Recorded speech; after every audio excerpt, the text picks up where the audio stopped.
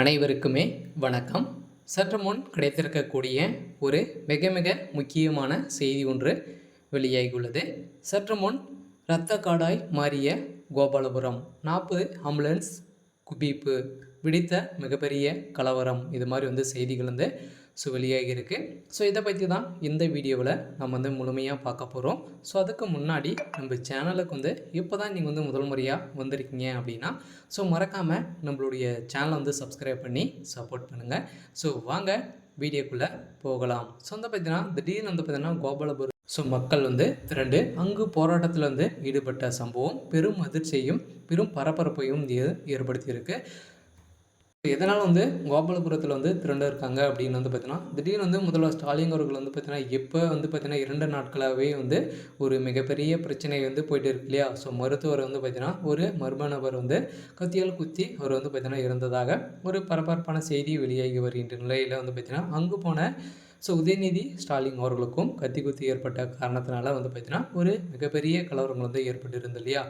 இதன் அடிப்படையில் தான் பார்த்தீங்கன்னா அங்கு ஒரு ஏழ்மையான இருக்கக்கூடிய ஒரு தாய்க்கு தான் பார்த்தீங்கன்னா தவறுதலாக ஊசி செலுத்திய சம்பவம் தான் அவங்க மிகப்பெரிய கத்திக்குத்து நடந்திருக்கு. இதன் அடிப்படையில் தான் பார்த்தீங்கன்னா கோபாலபுரத்தில் திரண்ட பொதுமக்கள் அனைவருமே போராட்டத்தில் இறங்கி தமிழகத்தில் இருக்கக்கூடிய டாக்டர்கள் அனைவருமே அங்கே பார்த்தீங்கன்னா குவிக்கப்பட்ட சம்பவம் பெரும் அதிர்ச்சியை ஏற்படுத்தியிருக்கு.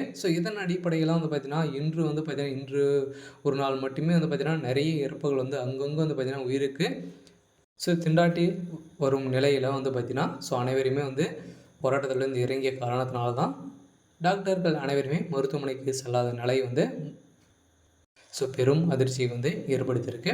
இதன் அடிப்படையில் தான் முதல்வர் ஸ்டாலினுடைய வீட்டில் பார்த்தீங்கன்னா திரண்ட பொதுமக்கள் அனைவருமே அங்கு மிகப்பெரிய கலவரங்கள் ஏற்பட்ட காரணத்தினால தான் பார்த்தீங்கன்னா அங்கு நிறைய அடிதடி மோதல்களும் ஏற்பட்ட காரணத்தினால அங்கு பார்த்தீங்கன்னா நிறைய மக்கள் உதவி வாங்கிய சம்பவத்தினால அங்கு பார்த்தீங்கன்னா 40 ஆம்புலன்ஸுகள் குவிப்பு அங்கு கலவரங்களை ஏற்படுத்த நிலையில் தான் அங்கு போலீஸ் குவிக்கப்பட்டு முதல்வர் ஸ்டாலின் அவர்களுக்கு ஒரு மிகப்பெரிய இடியாக தான் விழுந்திருக்கு.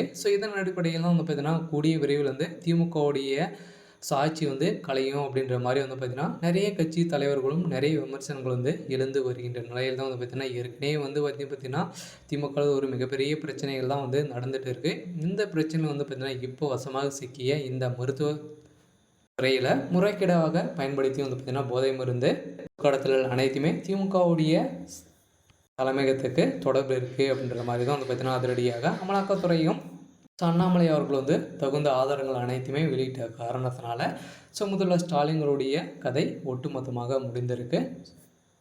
இருந்தாலும் என்ன நடக்க போகுது அப்படின்றத வெயிட் பண்ணி பார்க்கலாம். இது மாதிரி செய்திகளை தெரிஞ்சுக்கணும் அப்படின்னா மறக்காமல் நம்மளுடைய சேனலை சப்ஸ்கிரைப் பண்ணிக்கோங்க. தேங்க்யூ.